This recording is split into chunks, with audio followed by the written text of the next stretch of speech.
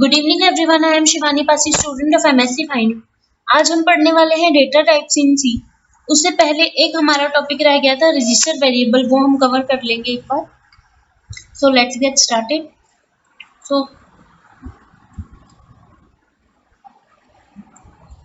Register variable क्या होता है? अगर हम किसी वेरिएबल के आगे रजिस्टर कीवर्ड लगाते हैं तो वो हमारा रजिस्टर वेरिएबल बन जाएगा, लेकिन उसकी प्रॉपर्टी में, उसकी फंक्शनैलिटी में कोई खास चेंजेस नहीं आएंगे। हमारा प्रोग्राम जो है सेम रन होगा, सेम वेरिएबल की आउटपुट आएगी, सेम जैसे इंटीजर वेरिएबल है हमारा, अगर हम उसे रजिस्टर बनाते हैं तो सेम ही रहेगा। डिफरेंस कहाँ आएगा? सपोज मैंने रजिस्टर कीवर्ड लिखा, इंटीजर टाइप का मैंने एक वेरिएबल बनाया ए, जिसकी वैल्यू मैंने दे दी 2। तो फर्क कहाँ आया? जब ये सेम ही होना है तो इसका यूज क्या है? जो मेरी ए की वैल्यू है, जो मेरा वेरिएबल ए है, इसकी वैल्यू मेन मेमोरी में स्टोर ना होकर के रजिस्टर में स्टोर होगी, सीपीयू रजिस्टर में स्टोर होगी। अब इसका बेनिफिट क्या है? सपोज हम कोई बड़ा कोड लिख रहे हैं, हमें पता है हमें एक वेरिएबल की जो वैल्यू है वो बार बार एक्सेस करने की नीड पड़ने वाली है।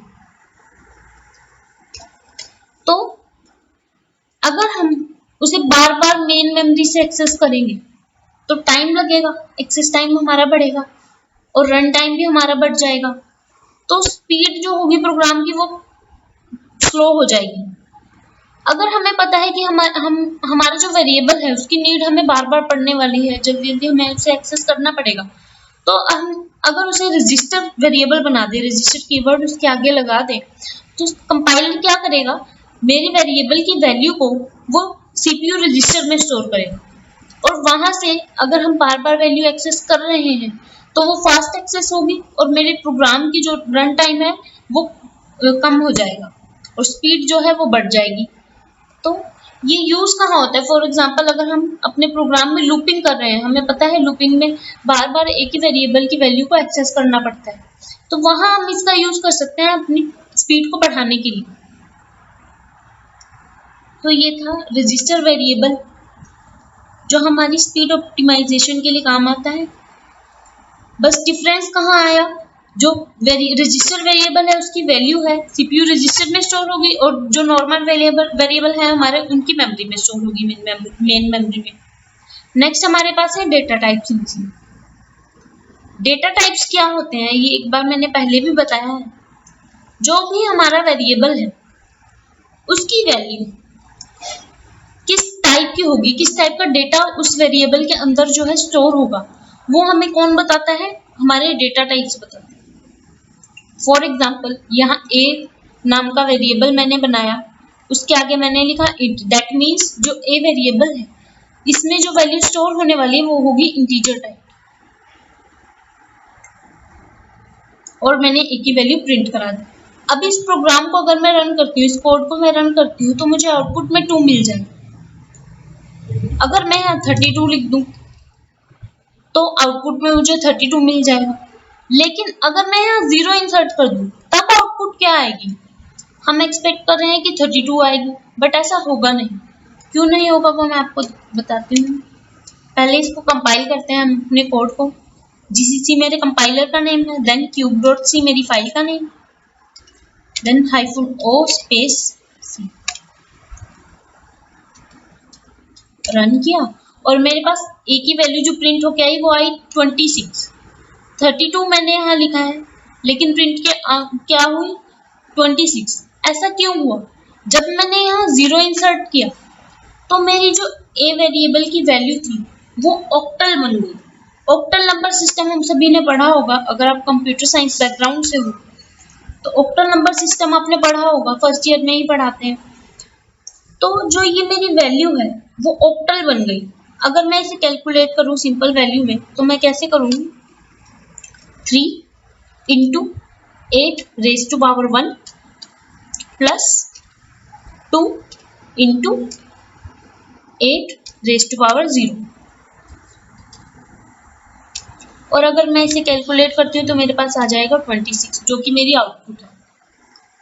तो अगर हमें सी में ऑक्टल नंबर सिस्टम है इम्प्लीमेंट करना है तो वो हम कैसे करेंगे, ऑक्टल वैल्यू को हम कैसे रिप्रेजेंट कर रहे हैं, हम आगे 0 इंसर्ट कर दें। दो और नंबर सिस्टम हमारे पास होते हैं, बाइनरी नंबर सिस्टम हमारे पास होता है, हेक्साडेसिमल नंबर सिस्टम हमारे पास होता है। उसको हम कैसे करेंगे, बाइनरी के लिए हम क्या इंसर्ट करेंगे, 0 B, कैपिटल हो या स्मॉल हो फर्क नहीं पड़ता, और जो वैल्यू है हम बाइनरी वैल्यू हम यहाँ पर लिखेंगे। सपोज मैंने लिख दिया 00011, ये किसकी वैल्यू है, 3 की वैल्यू है। 011 बाइनरी में किसकी वैल्यू है, 3 की वैल्यू है। तो अगर मैं इसे रन करूं,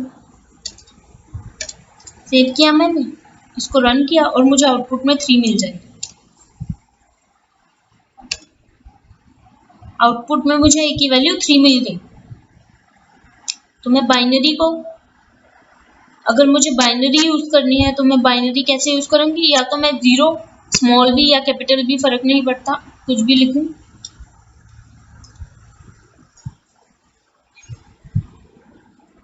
एक चीज और जो ऑक्टल नंबर सिस्टम में समझने की है, सपोज मैंने एक वेरिएबल लिया b,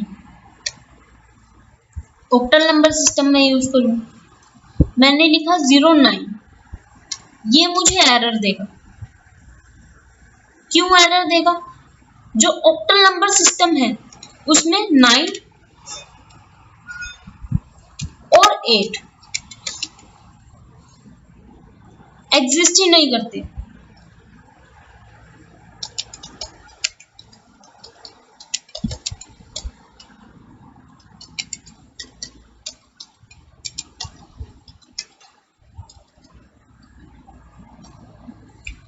तो अगर मैं 09 लिखूं या 08 लिखूं तो कंपाइलर मुझे एरर देगा, बिकॉज जो 9 एंड 8 है वो ऑक्टल नंबर सिस्टम में एग्जिस्ट नहीं करते। सो इस बात का भी आपको ध्यान रखना है।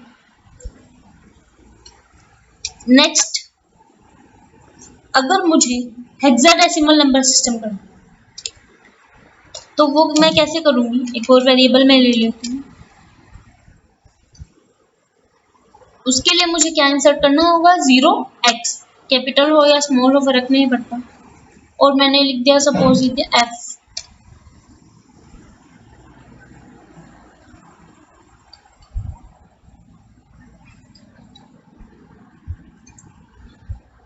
अब जो मेरा हेक्साडेसिमल नंबर सिस्टम है उसमें हम सभी को पता है कौन कौन से डिजिट्स हमारे पास होते हैं। 0 होता है हमारे पास, 1 होता है, 2 होता है, 3, 4, 5, 6, 7, 8, 9, और इसके बाद क्या होता है, कैपिटल A, B, कैपिटल या small B, C, D, E और F। A बता रहा है 10, 11, B, C बता रहा है 12, देन 13, 14 एंड 15। तो अब मैंने यहाँ लिखा है F, तो मेरे पास वैल्यू क्या प्रिंट होनी चाहिए, 15। इसको रन करेंगे,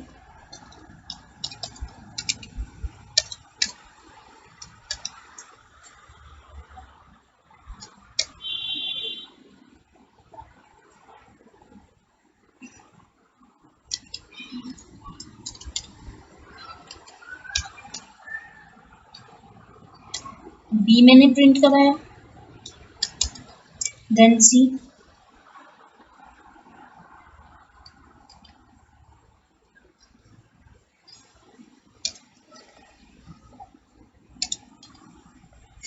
इसको मैंने सेव किया, देन कंपाइल और रन। तीनों की वैल्यूज मेरे पास प्रिंट हो गई। सबसे पहले बाइनरी वैल्यू मेरे पास प्रिंट हुई 3, मैंने क्या लिखा था 011, बाइनरी में किसकी वैल्यू है, 3 की वैल्यू है। ऑक्टल नंबर सिस्टम में मैंने लिखा था, ऑक्टल वैल्यू मैंने कौन सी लिखी थी, 032, ये किसकी वैल्यू है, 26 की वैल्यू है। कैलकुलेट करके मैंने आपको दिखाई कैसे हम निकालते हैं। देन मैंने लिखी थी हेक्साडेसिमल वैल्यू 0x, देन मैंने लिखा था f किसकी वैल्यू है, हेक्साडेसिमल सिस्टम में 15 की वैल्यू है, तो मेरे पास 15 प्रिंट होके आ गया। तो इंटीजर हमने देखा। नेक्स्ट हमारे पास है कैरेक्टर डेटा टाइप। इसके लिए हम क्या लिखते हैं, कैर। जब हमें कैरेक्टर टाइप वैल्यू स्टोर करनी है तो हम लिखेंगे कैर, और जो हमारी वैल्यू है उसको हम लिखेंगे सिंगल कोट्स के अंदर। और इसका स्ट्रिंग फॉर्मेट स्पेसिफायर क्या है, %c। और मैंने वैल्यू जो है प्रिंट करा दी। और डेसिमल पॉइंट वैल्यू के लिए हमारे पास क्या है, फ्लोट। फ्लोट हमारी डेटा टाइप, अगर हमें डेसिमल वैल्यू स्टोर करानी है अपने वेरिएबल में तो हम यूज करेंगे फ्लोट। और इसका फॉर्मेट स्पेसिफायर है %f, और f की वैल्यू मैंने प्रिंट करा दी। अब इसको रन करके देखते हैं। जीसीसी स्पेस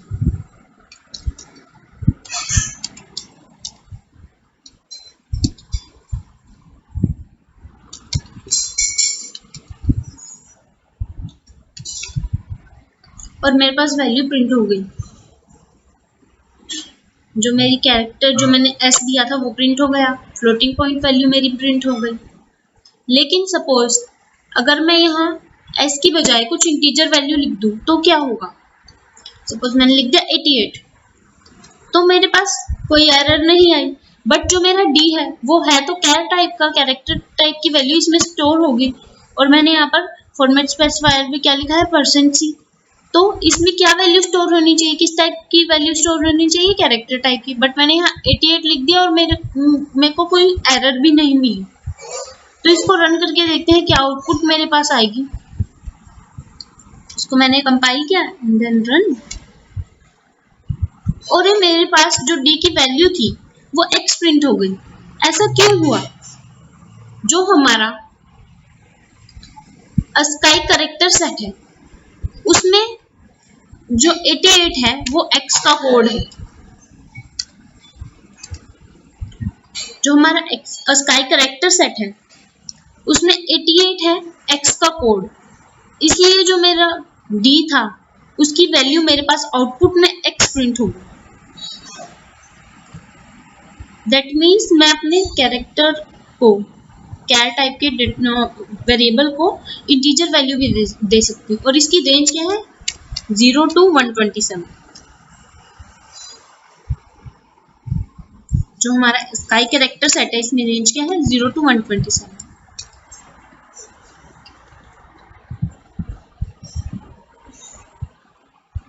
अब जो मेरी इंटीजर वैल्यू थी वो मेमोरी में मेरी या तो 16 बिट लेगी या 32 बिट लेगी, depending upon the operating system. अगर मेरे पास 16 बिट ऑपरेटिंग सिस्टम मैं यूज कर रही हूँ तो 16 बिट लेगी, और 32 बिट ऑपरेटिंग सिस्टम मैं यूज कर रही हूँ तो 32 लेगी। सेम जो मेरा कैरेक्टर है वो 8 बिट लेगा मेमोरी में। देन इनकी कुछ रेंज है, इस रेंज के अंदर वैल्यूज होनी चाहिए। सपोज अगर मैं वैल्यू को रेंज से बाहर लिखती हूँ तो क्या होगा। एक और वेरिएबल में लेती हूँ, इसमें मैं चेंजेस नहीं कर रही ताकि आप डिफरेंस देख सकें। एक वेरिएबल मैंने लिया, s ले लिया और मैंने इसको रेंज से बाहर कर दिया, लेकिन मेरे पास एरर नहीं है। जब मैं इस पर अपना कर्सर लेके जाती हूँ तो मुझे यहाँ लिखा मिल रहा है लॉन्ग लॉन्ग। दैट मीन्स जो मेरा s था, जो मैंने इंटीजर टाइप का बनाया था, वो कंपाइलर ने क्या किया, अपने आप लॉन्ग लॉन्ग इंट में कन्वर्ट कर दिया, उसको कास्ट कर दिया। जब हम टाइप कास्टिंग पढ़ेंगे तब हम देखेंगे ये कैसे होता है।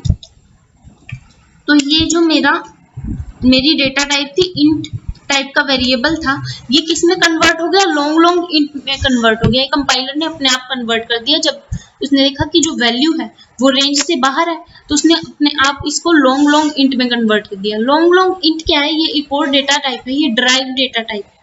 अगर मेरी इंटीजर वैल्यू मेरी है लेकिन वो जो मेरी रेंज है उससे बाहर है तो मैं एक इसके आगे इंसर्ट कर देती हूँ लॉन्ग। या तो मेरा लॉन्ग इंट हो या लॉन्ग लॉन्ग इंट हो, ज्यादा बड़ी वैल्यू है तो मैं लॉन्ग लॉन्ग इंट भी यूज कर सकती हूँ। तो ये एक और डेटा टाइप है, ड्राइव्ड है।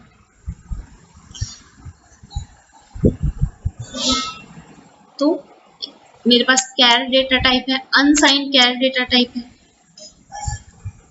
साइन कैर डेटा टाइप है, इंटीजर है इंटीजर वैल्यू के लिए, अनसाइंड है मतलब नेगेटिव वैल्यूज इसमें नहीं आएंगी, साइंड है और इसकी रेंज भी क्या है, सेम है जैसे इंटीजर की होती है, शॉर्ट इंट है शॉर्ट इंट का मीन्स जो मेरी सिंपल इंट वैल्यू है उससे कम स्टोरेज ये मेमोरी में लेगी, कम बिट्स लेगी। ये मेरा जो नॉर्मल इंट था ये मैक्सिमम 32 बिट लेता, लेकिन जो अगर मैंने इसके आगे शॉर्ट लगा दिया तो ये मेमोरी में मेरे सिर्फ 16 बिट लेगी, इससे ज्यादा नहीं लेगी।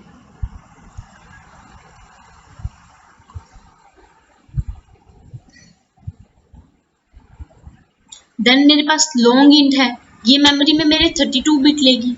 लॉन्ग इंट है, ये 64 बिट लेगी। ऐसे ही मेरे सारे फ्लोट, डबल किस लिए है? अगर मेरी फ्लोटिंग पॉइंट वैल्यू है लेकिन पॉइंट के बाद जो ये मेरा पॉइंट है डेसिमल पॉइंट, इसके बाद कितने डिजिट मेरे पास आ रहे हैं 1 2 3 4 5 6 आ रहे हैं, लेकिन मुझे पता है कि मेरी जो वैल्यू है वो इससे भी ज्यादा और आगे आने वाली है। डेसिमल के बाद मुझे और नंबर्स चाहिए, तो मैं इसको डबल डिक्लेयर कर दूंगी, डबल।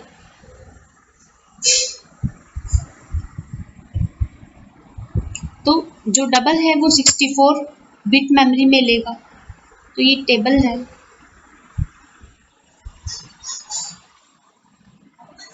तो ये थी डेटा टाइप्स इन सी।